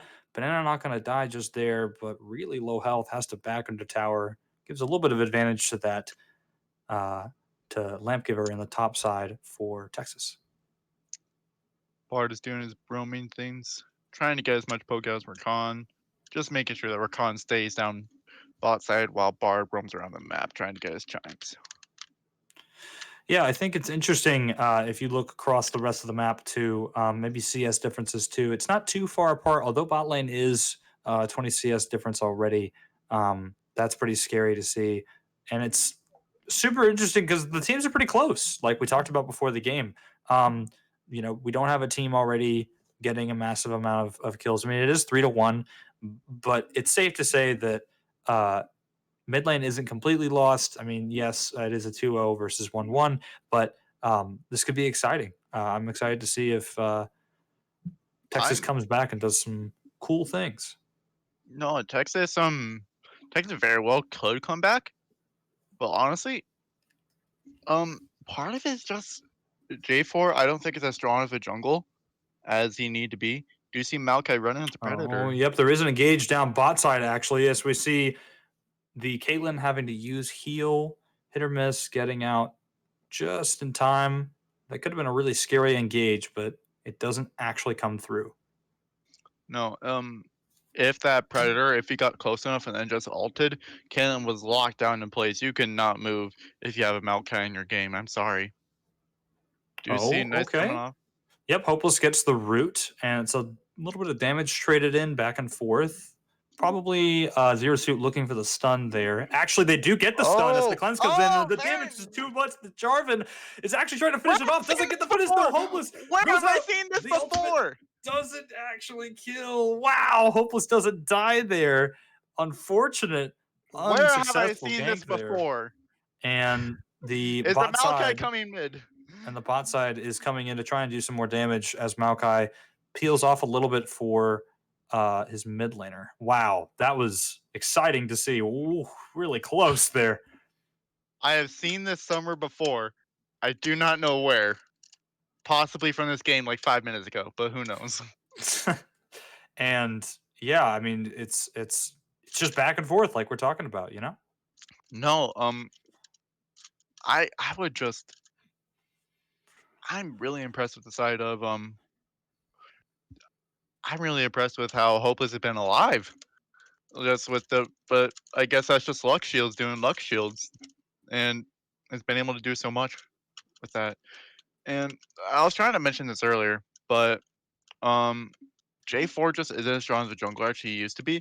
Maokai isn't as strong as a jungler either, but the biggest rank disparity in this game is in the jungle, which is the most influential role in this game.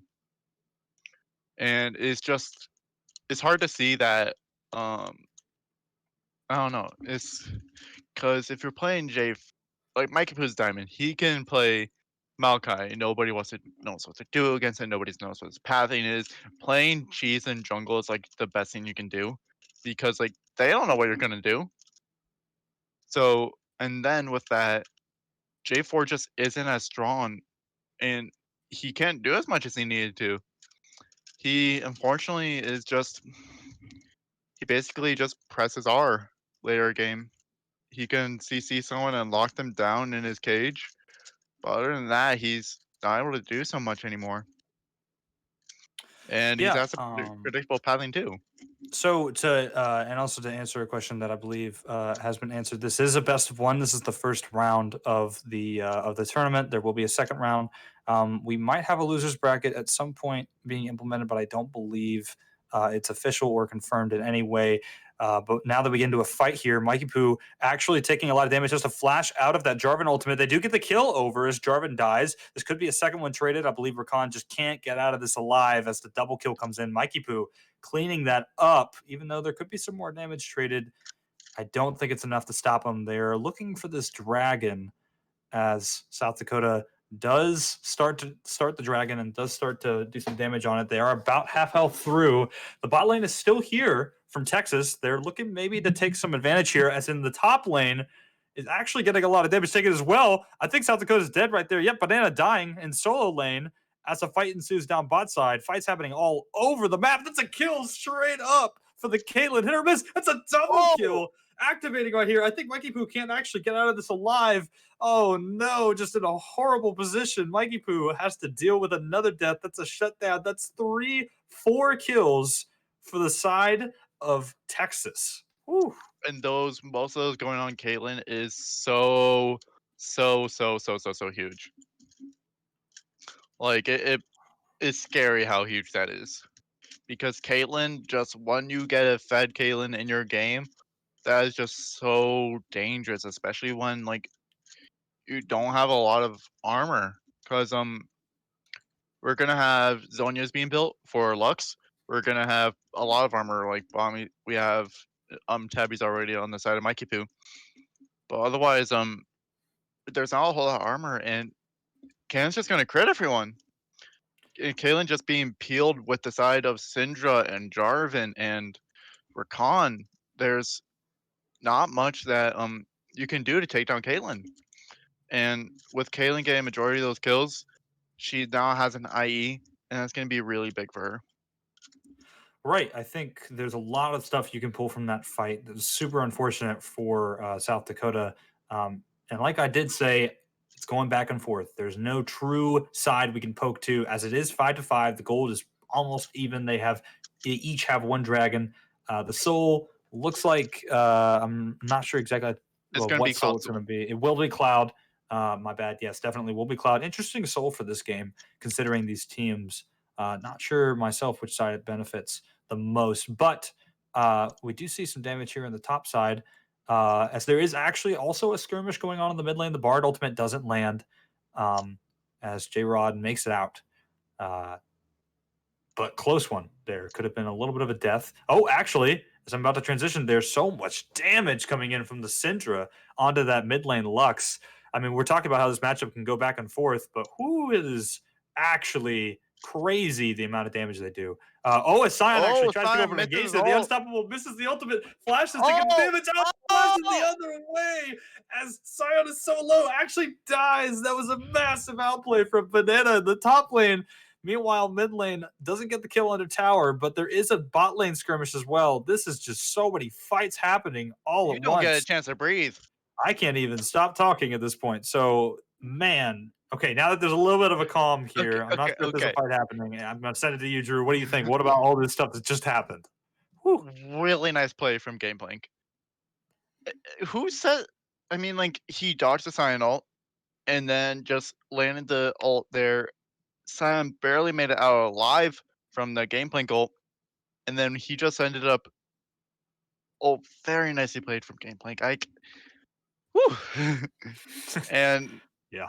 No, honestly, I feel like Syndra would have a lot more kills in this game if she had Electrocute. I just don't like Phase Rush on her. Yes, you could get out of situations faster, but as we've seen, you just couldn't kill the Lux 3 times now. And I feel like if she just had Electrocute, it would be so much better. That's my 2 cents on that. Okay, cool. Yeah, no, definitely agree. As we see some items come in here, if you want to talk at all about maybe some of the itemization choices, we do see a Ludens coming out for Syndra, pretty stereotypical aggressive start, and in response, not an item complete just yet, but I think it also will be the Ludens for the Lux as well, as the items look to be lining up. So, I'm curious, do you think the Sion build right there, I think going for the Sunfire Cape actually with the fire there, I think pretty solid into Gangplank. Obviously, the AD damage going to block that. Kind of talking about where these builds would go. Any thoughts on that? So the Sion build, I don't have so many thoughts with. The only thing I have somewhat of a concern with that like keeps an eye to me is going AD Jarvan in this game with Blood Razor or Blood Razor. But I just don't agree with going AD in this game. I'll just go full tank and go Bomby Cinder instead, the Cinder Hulk one instead. But here he is. He's going AD damage instead. Oh, Cinder does get the stun there on Mikey Poo. Manages to walk away from the rest of the engage, but looking a little scary there as they are being outpositioned on the side of this dragon. Oh, that's an unfortunate missed ultimate for Lux. It's on a 10 TCG second Hope was not cooldown. Doesn't matter. actually hitting it, but that's true. The cooldown is very low. It does look like, I believe this is Texas starting up the dragon. I think this is going to be a super contested point as there's a lot of intensity coming in. The Maokai ultimate that's coming in the channel for Scion doing a lot of damage. Meanwhile, immediately bursted down. J-Rod gets killed for on Banana. Meanwhile, double kill. It actually could be, I believe, a triple kill as they do get the Scion as well. A lot of damage. I don't think Texas is making this out alive as they get a shutdown, almost an ace for South Dakota here, excuse me, as the dragon is now still being contested. They are getting some more damage. I believe they actually are going to get it here. I don't think the Syndra can contest, and that's another dragon, 2 for South Dakota. So I didn't know this interaction worked until I saw it just now. But Scion, because it's ult, he can't be disabled. He tried maybe to block some of the roots coming out from the Maokai ult, but he just went through it. And because he couldn't be disabled, the roots just went through him and then went on to proceed to root both Kalen and Rakan, and then get Tempered Fate, and then get CC locked by Lux, and then Maokai again. Kalen just couldn't make it out of that. And Ooh, Mikey Boo having a flash right there while you were discussing that. Little too risky there to get the scuttle. It does come through for the side of South Dakota, but unfortunate to see it be so contested. And there are definitely a lot of positive things for South Dakota right here. But Texas still in this game for sure. absolutely, Texas is not down for the count. I don't think Cloud Soul is necessarily strong on anyone here. Maybe like Rakan, or Maokai maybe too. But the cooldown reduction coming out from the Cloud Dragons, that's what's huge here. Oh, the engage. Texas coming in here with the Recon ultimate, gets the charm, and it's going to be 2 knockups to stop Banana from doing anything, and the shutdown comes through, locked in by Toasty Boy for Texas. I actually don't know if he landed the charm. I think it ran out just beforehand. But that's the thing, like, if Rakan can go faster. No, but in all seriousness, no. It's a 3-man top lane, and game plan couldn't do much there. He tried his best, but not much you can do when you have a running sexy man and then a big bullet gun and then a guy that's a King Demacia, but it's actually a woman. Right, this is professional descriptions of all of these champions here from Drew as representing Scuffed League here. Oh no, the knockup, walking too close. Hopeless gets Very shut nice down. headshot. I was just talking about how Texas can come back from this. Mikey Poo going to try and get a re-engage here, but too much damage. Gets a double kill for hit or miss. This is looking really bad right now. The comeback, it's not really a comeback, but gosh, after that dragon fight, to see this happen, unexpected. They're going for Baron. And they are transitioning into the Baron. You're right. The TP comes through. They're getting a lot of damage on it so far. Toasty Boy a little bit low, having to use a smite. But with Mikey Poo down, I don't think it's much for contest here. As the bot lane looks for a bit of damage to the side. Lampgiver actually flashes over to try and do some damage. This might be a little bit too risky for Lampgiver as they die. Trying to get the kill might not have been the best idea. This could be really bad for Texas here. South Dakota poking and going back, weaving back and forth. Ezreal with so much damage. I mean, Waznost, I believe is how you'd say it, is doing so much for the side of South Dakota. That was a little unclean. That was holy.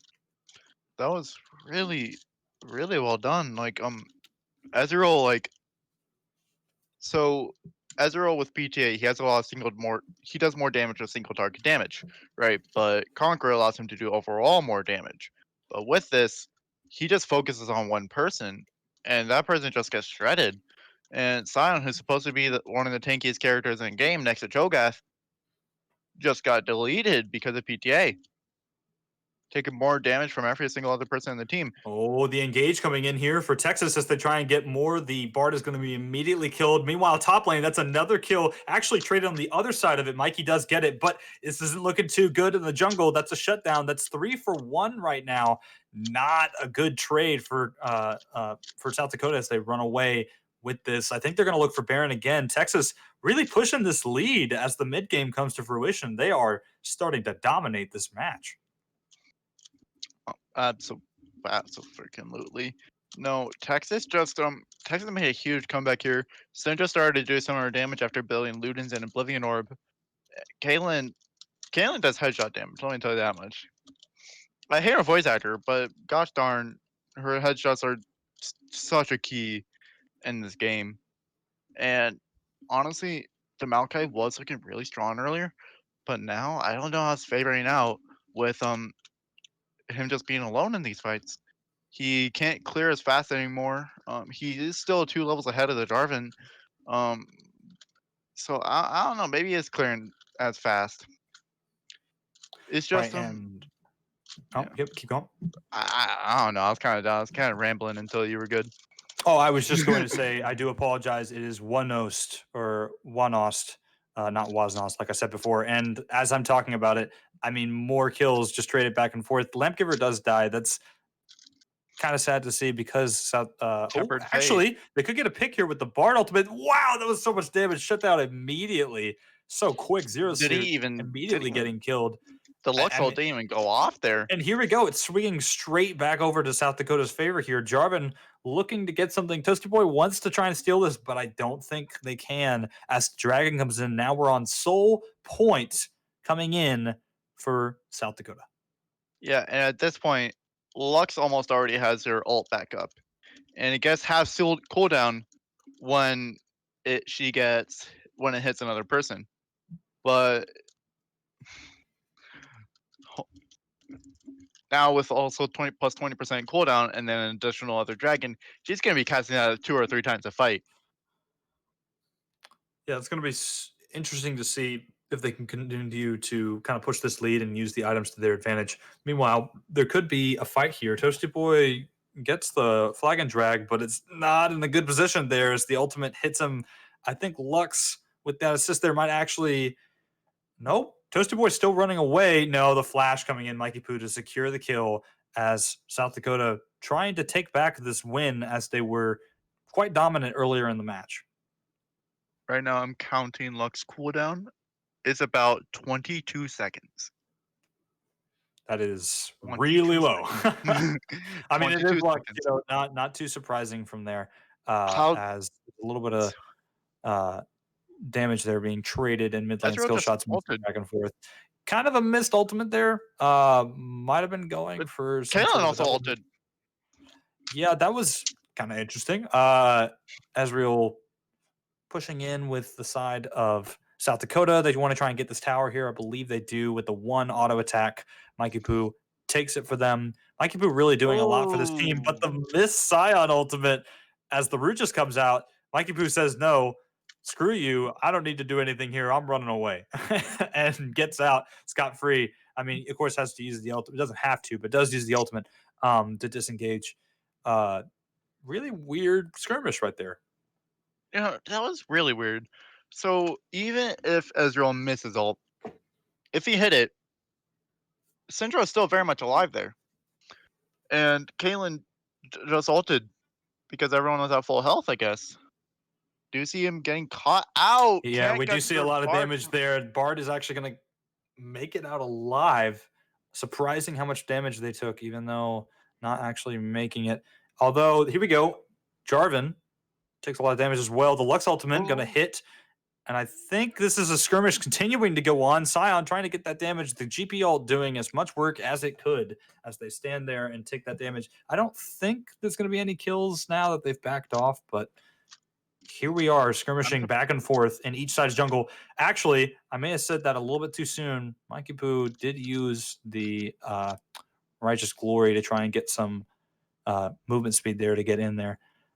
Not any kills just yet, but wow, they're looking, they're bloodthirsty back and forth on each side. I'm trying to get ready for anything to happen, but wow, nothing happening just yet. No, and I was wondering earlier what this Malachi's build is going to look like. I knew the Cinderhulk is coming, 100%. But now I saw Ratchet score. I was like, okay, okay. And then he built a not a Abyssal Mask. I can't think of the name for it. But Oh, by we're gonna have breaking to out. pause real there as Mikey Poo actually gets caught, uses the ultimate, but the shutdown comes through for hit or miss. That's really unfortunate. The flag and drag comes in. Jarvan taking the trip right there with Bard. Bard does get the stun, but the Caitlyn ult is gonna do a lot of damage. Bard uses the ult Oh, to try and get away, trying their best to escape. The flag and drag is getting really close. GP there for the defense. I think they might make it out. Ezreal with a lot of damage too, and back and forth trading. The Sion ult hits the wall. That's sad to see. And Lux she just shoot ulted but misses completely. Oh 2 or no. 3 times again. 2 or 3 times. A It fight. is incredible to see all this trading back and forth here. They just picked up a Phoenix Conduct, which gives you an additional plus 10%. So I'm math real quick. Look like really short cooldown for that ult. That's what my calculator said. Absolutely. Super short cooldown. It is Lux. You got to be scary about those ultimates. One of the best parts, in my opinion, about the champion right there. And exciting to see if they can push this lead back. I mean, again, we were talking about during this game, it's back and forth. We do have South Dakota at Dragon Point here, and it'll be Cloud Dragon, which isn't one of the best, in my opinion, dragons. It could be, depending on So team, but here's my opinion on the personal souls itself. Mountain dragons aren't that good. Infernal dragons aren't that good. Cloud dragon and Cloud soul, or Cloud dragon and Cloud dragon and Ocean dragon are the 2 best dragons in the game because of interesting. that region, and then also the just cooldown reduction on the ultimate. Plus 10% is insane. The souls itself, Cloud dragon is a very weak Oh, soul. we do have a stun here as some damage is being traded. Caitlyn ult goes off. Mikey Poo caught a little bit too close to the action as the Lux ult comes in. That's an almost traded double kill there. Hopeless does kill, Rakan. but a traded back kill as well. Banana gets a kill onto the Rakan as they are continuing to do If more you had damage, continuing for the electrocute. team fight. Sion goes in for the knockup, gets the amazing knockup, but it's not going to be activated. Texas falling apart here as Sion tries to go in to secure the kill onto Mikey Poo. Not going to make it just in time, unfortunately. Lots of kills traded back and forth, but overall looks like a pretty good win so far for South Dakota. They do get the redemption there. I think they're looking for more, actually. Mikey Poo, excuse me. Oh, Wow, the damage. The Zonius comes through, not going to be enough. Zero Suit dying as South Dakota dominates this, continues to keep going through, and just pushing this game to the end. no, and that is Cloud Soul, which I think it will be pretty good for Maokai to collapse on someone, especially after using Predator. You have that guy running at 90 miles an hour after he cast that ultimate in Predator. Yeah, that was kind of scary to watch too. I feel like if he builds a Deadman's here, he's going to be running 2,000 miles an hour with the Blackstone Dawn. I have no idea what you just said. 2,000 miles an hour with a Blackstone Dawn. Okay, well, we'll have to see if that happens. Oh, this is just a fiesta. I think It's somebody like, in the chat did it's a say bar fight. that it's a bar fight. That's true. This is quite the bar fight we're watching. Thanks to everybody who's watching this so far. And you have some crazy man in chat saying electrocute beats fate. I don't know who would say Yeah, that. this guy's named Drew Big Tupa as well. I wonder who this guy is. It's probably some loser, honestly. Yeah, definitely don't know who that is. No, back to the game. GP in the top lane, trading a little bit here. Sion does get the knockup, but I think Sion wants to fight. I don't think this is the best fight to pick as the root comes in. Maokai Ultimate also coming in. Sion already dead. Lampgiver just dies straight into the top side to the 2v1 fight. He's been not doing that good in this game so far. He's 1-7, and he only has 1.5 items. Meanwhile, Gameplank is working on his second item or third item. I mean, and we got Maokai working on his third. Well, I guess that's technically like fourth item. We got Lux working on fourth item. We got there's so many people just so much more ahead of this Scion. He only has almost 3,000 health. He doesn't even have that much yet. So seeing him with that is just so sad to see because he can't be the tank that he needs to be in these fights, which I think is partially why it's like they don't have a front line in this game except for J4, but he's mainly there to go in, pop an ult, and sit there for a little bit, and he can do some damage, yes, but he's not dealing as much as Syndra or Caitlyn, and he's not building. Okay, never mind. He has a. That's more why I Well, we might think have to that the pause here Blood real River. quick as Lux damage comes in. I think Toasty Boy might be dead already. Too much AP damage, and Toasty Boy is out. The kill does go over to Mikey Poo. That's massive for South Dakota as they could transition this into some Dragon / Baron objective. Dragon's not up just yet for Elder. It'll be 3 minutes, but they are at Baron. Baron is up, and they get more damage in that skirmish, but I think they're actually going for the Baron as they start, and I think Tuscus is also moving around to get a little bit of a better positioning.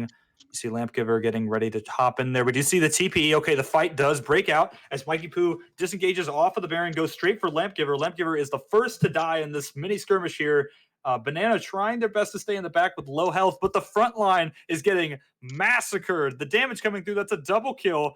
Absolutely amazing for South Dakota here. That's 3 kills. They could get the full ace, actually. Well, Toasty Boy is back up, but the theoretical ace, so to speak, if Toasty Boy was not still awake, as they go back for the Baron, and South Dakota are just wiping this team apart. How much do you want to bet that J4? No, never mind. He's not going to try and steal it. I thought he's going to go try and steal that Baron, but no, he just decides to go back off. He's just going to go clear his wolves and raptors and try and hold down mid while Gameplank is pushing. Yeah, Toasty Boy, unfortunately, cannot get in there to actually stop the Baron. The Baron is going to go over for South Dakota. I mean, just great play there in all aspects. It was amazing to watch that team fight and to see just how massive the lead has now swung after a crazy mid game too. No, there's the mid game. At first, we were looking, okay, this side is more South Dakota. They're like, oh, Connecticut's making a comeback, especially like in those like 10 to 20 minute marks. And then it's like, it just sways so much further in South Dakota's favor. We have a 10k gold lead. They have Baron buff up on the side of South Dakota.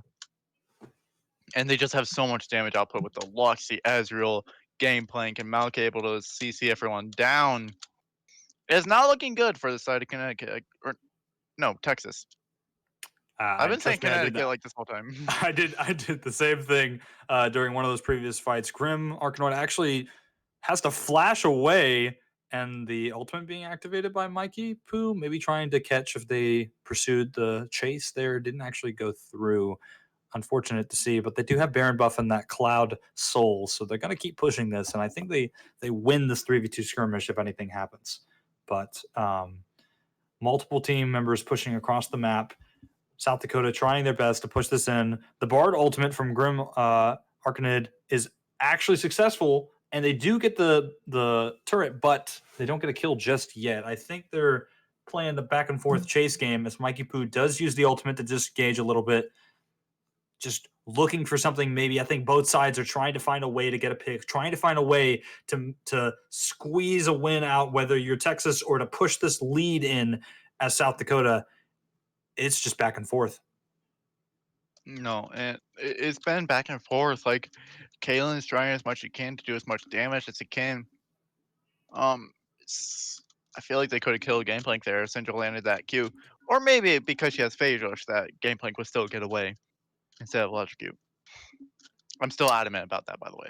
Yeah, I can definitely tell you are sounding a little bit about that. Okay, so we do have a fight actually breaking out here. Mikey Poo gets the root as Maokai onto the Scion, but it's not going to be too much damage, although Scion does get a little too close. That is really close. Actually, multiple health bars really low. That will be 2 kills already for Mikey Poo. That's a double kill. And South Dakota is just pushing this in. Ezreal with the damage. Oh no, actually gets shut down. Syndra picking that up, but still, regardless, it looks like South Dakota is starting to win this team fight. Mikey Poo using the root to get through the flag and drag. Super brilliant. Still alive. Trying to contest this. Jarvan I mean, it's just all said and done here. I mean, they are getting inhibitor after inhibitor, all 3 inhibitors down, and this game looks all but done as a win for South Dakota. All I'm saying is, if Lux hits her ult on a target, it's an 8-second cooldown. But if she misses, it's 16 seconds. 8 seconds to deal half of someone's health bar. How do you feel about that? Not great, considering how ahead as well South Dakota is in this, and just how many items that Lux has. It's scary to think about as they all position. Both sides are looking to fight for this Elder Dragon. This is the last thing that Texas could possibly try to contest here, because if they lose this Elder, I mean, there's just no hope in these team fights. As we've seen South Dakota dominating the team fights, regardless of Elder. Elder just makes it almost impossible for you to win on the other side of it with this massive lead already. As they do enclose on it, I don't think they're going to contest it. I think they're just starting to give this one up, as Elder will be taken here. South Dakota dominating this game in the mid to late half. As we see the push coming back in through here. I think they're just going to actually walk this in with the Cloud Drakes, as Texas tries to defend, tries to push out, but with all 3 inhibitors down, there's only so much you can do against a team that has Elder, that has Cloud Soul, that has the minions, that has everything pushing in on you, and I just don't know what they can do here. There isn't a whole lot there, Bonky. I honestly also feel like just somewhat sad for the side of not sad, that's not the right word. Trying to think of English. Hold on. All good, all good. There is some skirmishing going on, so I can take a hold here. They are actually getting the first Nexus tower. That is a turret done, excuse me. As Ezreal gets it, the ultimate coming through, that is some more damage. The Bard ultimate from Grim Arcanid does go in. The fight ensues. There is a fight happening. This could be the end of the game. Shutdowns left and right, although it is traded back and forth. I think it's too much. The Elder Dragon does secure. That's 3 deaths already on Texas's side, and I think that's the Nexus triple kill. They're looking for it. The end, and there we go. The finish. Texas does lose, and South Dakota with the win for the last first round game here in the September tournament of Scuffed League. Go. That's just G's to. Honestly, who do you think the MVP was? I have my bet for MVP. I mean, you gotta talk about Mike Capu's performance. I mean, Absolutely. all you have to do is look at the KDs, man. Like look at what Mike Capu was able to accomplish. I mean, you got to give it to Hopeless too. Hopeless was quite successful in using Lux and obviously transitioning all that, like that damage, and just massively successful. But Mike Capu, for a Maokai jungle, that did so much, right? You gotta talk about this guy's impact on the map, and it's just crazy. So again, super shout outs to Mikey Poo here. He had control everywhere, and like he just kept on counter ganking mid. In that first gank mid, he did the most damage in the game. Yeah. Wow, that's insane. As a Maokai, I mean, okay, listen. Hey, we should be too surprised. It's Mikey, all right? Shout outs to Mikey. You did a great job in that game. That was insane, but wow, damage charts are quite fascinating as we get to the end of this. But no. Anyway, again, this is going to be the last game of the night, but seriously, that was a super fun way to end it as well. Congratulations to South Dakota. Unfortunately, Texas has been taken out. These are best of 1 games, and that actually concludes the first round of our September tournament. As we see South Dakota go on, they will have to fight against Iowa next. So let's see if scary. Mikey Poo can perform with that Maokai jungle. Let's see what he can do there. Mikey Poo gonna have to perform really well against that team. Ooh, it's gonna be nasty. But all right, here we go, and that's gonna be it for tonight. Seriously, thanks to everybody for watching. Thank you, Drew, for casting with me. This has been fun. I always enjoy doing this, and again, thanks to everybody for watching. Thanks to the Observer. Absolutely killing it today with going back and forth between these crazy team fights. Shout outs to everybody behind this, the production staff, everybody. And it's been a super fun couple games. We'll see you again, I believe tomorrow and we're going to keep this tournament going. The second round will be starting. It's just getting more and more exciting from here. So thank you so much, and we'll see you soon. Have a good one.